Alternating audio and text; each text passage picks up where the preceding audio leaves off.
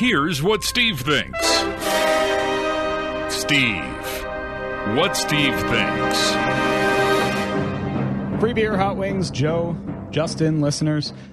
It's been a rough week for the city of Orlando. They've been in the news quite a bit in the last 7 days, and all for terrible reasons. First, former contestant on The Voice, Christina Grimmie, was shot and killed by a fan after a performance at a venue in Orlando. Then over the weekend, 49 people were gunned down and many more injured at a gay nightclub in Orlando when a man stepped in and opened fire.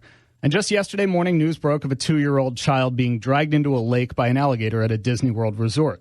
The child's body was found later yesterday afternoon.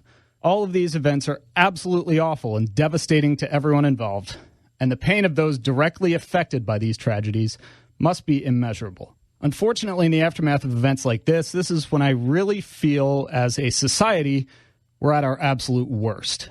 Sure, there are tributes and moments of silence and candlelight vigils, and I'm not taking anything away from those at all. Those are all great. They help people begin to heal and get closure. But when we're really at our worst is when everyone takes to social media to Monday morning quarterback the events. They go on rants about gun control, politics, and parenting. They tell the world what they would have done or how their candidate would have made it all better. We also saw this a few weeks ago when a child fell into the gorilla enclosure at the Cincinnati Zoo. Despite not seeing how it happened or knowing anything about it other than what was seen in a short YouTube clip, gorilla/parenting experts all over social media were chiming in with what they would have done.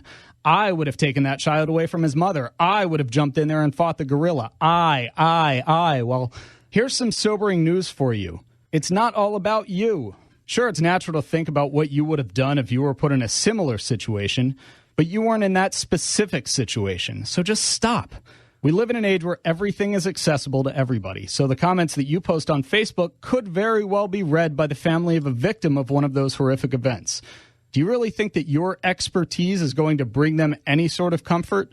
Do you think that they care about what you, a random guy in Illinois, would have done in that same situation? No, they don't. In fact, none of us do. So instead of thinking about yourself, maybe think about them first. If you think that things are wrong in this country, do something meaningful. Run for office, volunteer on a campaign, start a nonprofit. People would be much more likely to read what you have to say if you were at least attempting to make a change instead of just bitching about how we need to change. I'm Steve, and that's what I think.